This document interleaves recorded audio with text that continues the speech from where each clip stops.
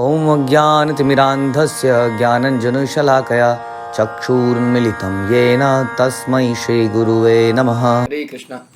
भगवद्गीता अध्याय 3 श्लोक संख्या 17। यस्त्वात्मरतिरेव स्यादात्मतृप्तश्च मानवः आत्मन्येव च सन्तुष्टः सस्य कार्यं न विद्यते। किंतु जो व्यक्ति आत्मा में ही आनंद लेता है तथा जिसका जीवन आत्म साक्षात्कार युक्त है और जो अपने में ही पूर्णतः संतुष्ट रहता है, उसके लिए करणीय यानी कि कर्तव्य कुछ नहीं। तो इसको आपको पिछले कुछ श्लोकों से कनेक्ट करके समझना पड़ेगा कि ये क्या बोला जा रहा है। नहीं तो अचानक से कोई इसको सुनेगा तो उसको समझ नहीं आएगा कि भगवान क्या बोल रहे हैं, क्या हमारा कोई कर्तव्य ही नहीं है, फिर हम कोई कार्य क्यों करें। तो पिछले कुछ चैप्टर्स में पहले हमने यज्ञों के बाद कर्म योग का ये चैप्टर है, हमने यज्ञ सुना कि व्हाट इज यज्ञ, हमने सुना कि किस प्रकार से कर्म करना आवश्यक है, अपने नियत कर्म करना आवश्यक है। नियत कर्मों के बारे में सुना जो विष्णु की प्रसन्नता के लिए किया जाए, वास्तव में वही यज्ञ है, वही कर्म है। और हमने सुना कि यदि कोई इस प्रकार भगवान की प्रसन्नता के लिए कार्य नहीं करता है तो उसको उसके रिएक्शन मिलते हैं, पॉजिटिव और नेगेटिव, और कोई इनसे बच नहीं सकता है। और यदि कोई अपनी संतुष्टि के लिए जीता है, खाता है, तो उसको पाप कर्म लगते हैं। और फिर बताया गया कि वेदों में इस चीज़ें बताई गई हैं। जो व्यक्ति भक्ति के स्तर पर नहीं है, शुद्ध भक्ति नहीं करना चाहता है, अभी ऐसी स्थिति में नहीं है कि उसको ये समझाया जा सके शुद्ध भक्ति के बारे में, जिसमें हम कोई हृदय में अपनी इच्छा नहीं रखते हैं, एक ही इच्छा होती है कैसे भगवान को प्रसन्न किया जाए, जिनके हम अंश हैं। तो जो इस स्थिति में नहीं है उसके लिए वेदों में लिखे गए कर्म कांड भी करता रहे तो अच्छा ही है। लेकिन जो व्यक्ति आत्मा में आनंद लेता है, आत्मा में आनंद लेता है, आत्म साक्षात्कार के लिए ही जीता है, अपने में ही संतुष्ट रहता है, उसके लिए कुछ भी करणीय कर्तव्य नहीं है। यानी कि कर्तव्य कौन से? सांसारिक कर्तव्य उसके लिए कोई नहीं है। कृष्ण भावनामृत के कर्तव्य तो हमेशा रहेंगे, क्योंकि हमने पहले भी डिस्कस कर चुके हैं। भगवान ने बोला कि है ना, संन्यास इज नॉट द थिंग। संन्यास का मतलब होता है इंद्रिय तृप्ति, सेंस ग्रेटिफिकेशन से संन्यास, ना कि कार्यों से संन्यास। क्योंकि कोई व्यक्ति जब तक इस शरीर में आत्मा है, यानी कि आत्मा का नेचर है कार्यशील होना, तो वो कोई ना कोई काम तो करेगी। तो इसलिए संन्यास सेंस ग्रेटिफिकेशन की इच्छाओं से, ना कि कार्यों से। इसलिए यहाँ पे जब बोला जा रहा है कि कुछ भी करणीय नहीं है, इसका मतलब ये बोला है कुछ भी भौतिक कर्तव्य इत्यादि करणीय नहीं है। उसकी के अंदर केवल स्पिरिचुअल दायित्व कर्तव्य रह जाते हैं। और संसार में जितने सारे कर्म कांड, कई बार हम बोलते हैं तुमने ये नहीं किया, तुमने वो नहीं किया, तुमने इस रिश्तेदार का ये पूरा नहीं किया, उस रिश्तेदार का ये पूरा नहीं किया। भगवान यहाँ बहुत साफ साफ लिख रहे हैं उस व्यक्ति के लिए कुछ करणीय नहीं रहता। और ऐसा ही श्लोक भागवतम में भी हम पढ़ते हैं, जिसमें बताते हैं कि जिसने मुकुंद यानी कि कृष्ण के चरणों में पूर्ण समर्पित कर दिया अपने आप को, उसका जीवन उन्हीं के लिए है, उसके लिए कोई भौतिक कर्तव्य नहीं रह जाते। आध्यात्मिक कर्तव्य वो करता ही रहता है। तो यहाँ इसको थोड़ा और ढंग से समझने का प्रयास करें तो जो व्यक्ति आत्मा में ही आनंद लेता है, पहला तो इसमें ये बोला गया। आत्मा में आनंद लेने का क्या मतलब है? आत्मा में आनंद लेने का मतलब है, देखिए, अपनी रियल सेल्फ में आनंद लेने का। हम लोग भौतिक लेवल पे जब आनंद लेने का प्रयास करते हैं, see there are two things, one is this body and one is the soul. इस बॉडी को अगर एक एंटिटी मान लें और सोल एक मान लें, तो हम जानते हैं कि हमारी रियल आइडेंटिटी सोल है। Body is like a cloth, एक कपड़ा है जो हमने पहना हुआ है, इसको पुराने होने पे हम बदल देते हैं, दूसरा पहन लेते हैं। तो हमारे रियल सेल्फ अगर आत्मा है तो कपड़ा है, क्लॉथ। या जैसे एक पिंजड़े के अंदर, उसके अंदर एक पक्षी है और एक पिंजरा है। हमने सुनी थी कहानी, एक लेडी सी थी जो पिंजरे को पेंट करती रहती थी, और इस प्रकार से पिंजरे में डिज़ाइन लगाती रहती थी, कुछ कुछ सजाती रहती थी। और इस पूरे प्रोसेस में वो इतनी बिजी हो गई कि वो अंदर के तोते को दाना दाना भूल गई, और इस प्रकार से तोता मर गया। उसी प्रकार से हम सुनते हैं कि यदि कार है, कार में आपने खूब उसको पेट्रोल पिला दिया, उसकी सर्विसिंग करा दी, सब कर दिया, लेकिन ड्राइवर का ध्यान नहीं रखा। तो इसी तरीके से जो रियल ड्राइवर है, जो we are the real driver soul, उसकी सेटिस्फेक्शन के लिए जब हम नहीं जीते हैं तो हम आउट ऑफ इल्यूजन, भ्रमित होकर शरीर की संतुष्टि के लिए जीते हैं, जिसमें कि कई लेवल्स आते हैं। हमने पहले डिस्कस किया इसको कि सबसे नीचे का लेवल होता है इंद्रियों का सुख, जिसमें कि जीभ का सुख, कान का सुख, नाक का सुख, त्वचा का सुख इत्यादि। तो इन सुखों के रहते हम लोग कुछ अच्छा खाने की इच्छा रखते हैं, कुछ अच्छा देखने की इच्छा रखते हैं। सबसे निम्न लेवल का टेस्ट, प्लेजर, हंट माना जाता है, क्योंकि हम सुख की बात कर रहे हैं। दूसरे लेवल का सुख शारीरिक सुख, ये सारे सुख शारीरिक हैं जो मैं डिस्कस कर रहा हूँ। दूसरा शारीरिक लेवल का सुख हमने सुना कि मन द्वारा होता है। मन कई बार ऐसी इच्छाएं करता है जिससे मेरे नाक, कान, मुंह, जिह्वा, त्वचा, कान को शायद आनंद ना मिले, लेकिन मन को बड़ा आनंद मिलता है। ऐसे कई सारे सुख होते हैं जो मन की प्रसन्नता के लिए करे जाते हैं। हमने इस बारे में सुनते हैं, कई बार हम कुछ कोई टीवी सीरियल देख रहे होते हैं, उस टीवी सीरियल में इतने एंग्रॉस हो जाते हैं कि कुछ सस्पेंस है, थ्रिलर है, कि हम लोग खाना पीना सब भूल जाते हैं। तो पहले लेवल का सुख भूल जाते हैं, मन के लेवल के सुख पे चले जाते हैं, जिसमें कि इंद्रियों का सेल लेवल का सुख निम्न लगने लगता है, और फिर उसके बाद मन का भी सुख निम्न लगने लगता है जब बुद्धि का सुख आता है।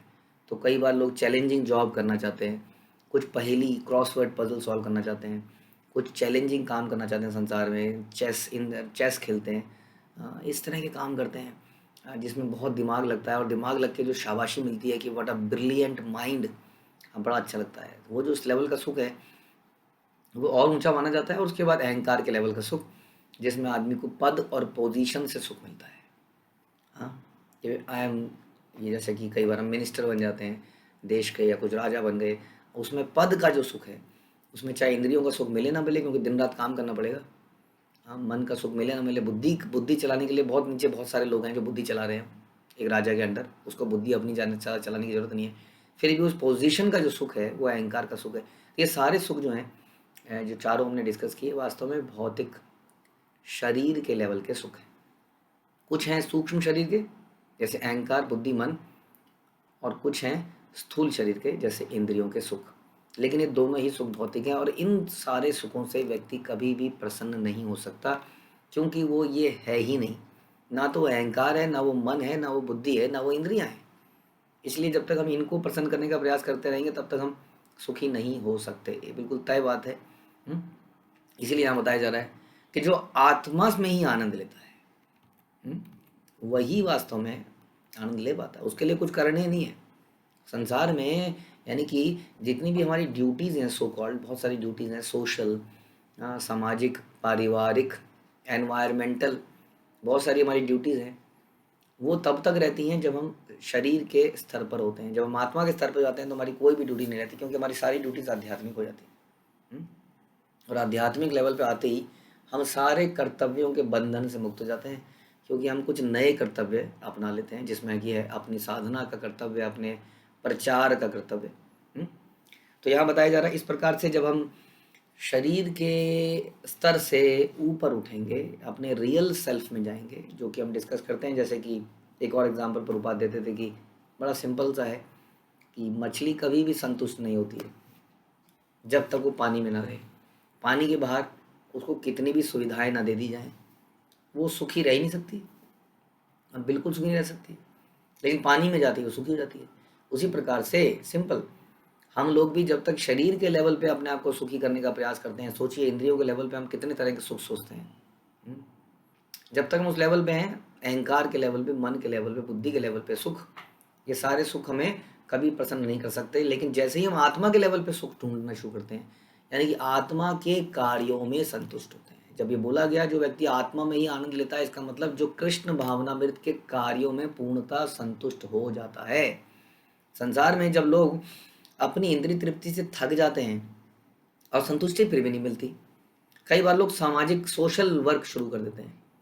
वो कुछ कुछ लोगों को खाना खिलाना, कुछ को बच्चों को पढ़ाना, लेकिन वास्तव में उसमें भी सुख नहीं मिलेगा, क्योंकि पढ़ाई भी वही कराई जा रही है शरीर के आधार पर, शरीर की पढ़ाई कराई जा रही है, खाना भी शरीर के लिए हो रहा है। इस प्रकार से जब तक ये कार्य, इसलिए कई बार वो सोशल वर्क करके भी संतुष्ट नहीं हो पाते हैं, क्योंकि उनको रियल सोशल वर्क नहीं पता है, क्योंकि उनको रियल सेल्फ, अपनी भलाई का नहीं पता है। तो जो अपनी भलाई नहीं कर सकता वो सोशल हेल्प कैसे कर सकता है, अपनी हेल्प नहीं कर पा रहा है। तो इसलिए हमें सबसे पहले आत्म साक्षात्कार के लिए जीना पड़ेगा, जैसे बता रहा है। जो आत्मा में ही आनंद लेता है, यानी कि जिसको रियलाइज हो गया आई एम द सोल, जैसे उसको रियलाइज होता है कि he is the soul, she is the soul, तुरंत उसका कनेक्शन भगवान से बनता है। और अपने मन में, चिंतन में, अपने कार्यों में हमेशा भगवान के बारे में चिंतन करता है, या उनकी सेवाओं के बारे में, उनके भक्तों के बारे में, उनके धाम के बारे में, उनकी वस्तुओं के बारे में चिंतन करता रहता है, उनके ग्रंथों के बारे में चिंतन करता रहता है। जो लेवल इस लेवल पे आ जाता है उस व्यक्ति के लिए कोई कर्तव्य नहीं रह जाता। लेकिन जो इस लेवल पे नहीं है, तो फिर हमने पिछले बार डिस्कस किया था कि वो कुछ और कार्य भी करता है, कुछ कर्म कांड भी करता है, उसके बाद लिए उसको बार बार जन्म लेना पड़ता है, बार बार मरना पड़ता है। लेकिन क्या करें, अभी उसकी स्थिति ऐसी है। ऐसी स्थिति बनाई जा सकती है, ऐसी स्थिति लाई जा सकती है। इसके लिए हमें कृष्ण भावनामृत में प्रैक्टिस करनी पड़ती है। हमें कुछ यम नियम कुछ करना होता है, कुछ नहीं करना होता है, डूज एंड डोंट्स। तो इस प्रकार से दोबारा से सुनते हैं कि जो व्यक्ति आत्मा में आनंद लेता है, हमने बड़ा डिस्कस किया कि आत्मा में आनंद ना लेने का क्या मतलब है। आत्मा में आनंद ना लेने का मतलब है शरीर में आनंद लेना। वो हमने डिस्कस किया इंद्रियों पर, मन पर, बुद्धि पर, अहंकार पर, सोशल वर्क इत्यादि जो हमें संतुष्ट नहीं कर सकते। उसके बाद हमने समझा जो व्यक्ति इस आत्मा को समझता है, अपने रियल सेल्फ को समझता है, वो उसमें उस लेवल पे जब कार्य करता है तो उसको संतुष्टि मिलती है, कि जैसे कि मछली को जल में संतुष्टि मिलती है, because that is a real estate. इसका मतलब हमने फिर से डिस्कस किया, आत्मा में संतुष्ट होने का मतलब है आत्मा के कार्यों में। हमने डिस्कस किया कि इसका मतलब ये नहीं है आत्मा में संतुष्ट रहता है, बैठा रहता है, कुछ करता नहीं है, केवल चिंतन करता है। देखिए, जिस व्यक्ति को प्रेम होता है वो केवल चिंतन नहीं करेगा, वो चिंतन करने के बाद कुछ एक्टिविटी भी करेगा। हाँ, मेरे पति को ये पसंद है, मेरे पति को वो पसंद है, पूरे दिन यही सोचती रहती है, अगर बनाएगी नहीं तो क्या फ़ायदा है उसका। तो वो चिंतन करती है और फिर बनाती है, और फिर वो पाता है तो उसको आनंद आता है। तो इस प्रकार चिंतन would result to an action. इसलिए आत्मा में आनंद लेने का मतलब है आत्मा के लेवल पे एक्टिविटीज़ करना और उसमें आनंद लेना, जिसको हम कृष्ण भावनामृत की एक्टिविटीज़ कहते हैं, जिसमें भगवान का श्रवण, भगवान का कीर्तन, उनका स्मरण, उनका वंदन इत्यादि बहुत सारे कार्य आते हैं। इस प्रकार वो अपने में पूर्णतया संतुष्ट हो जाता है, उसको किसी एक्सटर्नल चीज़ की आवश्यकता नहीं होती उसको प्रसन्न करने के लिए। कितनी अजीब सी बात है, we need so many things, so many things. We need new shoes, new sandals, new shirt, new T shirt, new mobile, new laptop, new सब कुछ न्यू, लेकिन हम फिर भी संतुष्ट नहीं हो पाते हैं, और व्यक्ति बिना किसी ज़रूरत के आत्मसंतुष्ट हो जाता है। जब वो इस बात को पहचानता है कि उसका रियल सेल्फ क्या है और उसका रियल एक्टिविटीज़ क्या है जो उसको संतुष्ट कर सकते हैं, जो इसमें बताया। जब वो ऐसा संतुष्ट रहता है, फिर वो कोई कार्य क्यों करने लगा बताइए। हम लोग परिवार बनाते हैं, हम लोग समाज बनाते हैं, वास्तव में क्यों बनाते हैं? क्योंकि हमारी नीड है ना। वी आर सोशल एनिमल जैसे बोलते हैं, बनाते हैं कि नहीं। हम इतने घर बनाते हैं, ये हमारी नीड है, फिजिकल शारीरिक नीड्स हैं, लेकिन ये हमें संतुष्ट नहीं कर पाती। जो व्यक्ति आत्मा के कार्यों में संतुष्ट रहता है, फिर उनको ये कार्यों की आवश्यकता कहाँ रह जाती है। तो इसका मतलब उसको समाज में नहीं रहना चाहिए? नहीं, वो फिर भी समाज में रहता है, अपना कर्तव्य समझ के कि इन समाज के लोगों को भी कृष्ण भक्त कैसे बनाया जाए, कैसे इनको इस दुख से निकाला जाए, इस पर्पस के लिए वो समाज में फिर भी बना रहता है। ऐसे होते हैं महान भक्त। ऐसा व्यक्ति ही दूसरों की हेल्प कर सकता है जो पहले अपनी हेल्प करता है, अपना आत्म साक्षात्कार करता है। श्रील प्रभुपाद की जय, भगवद गीता की जय।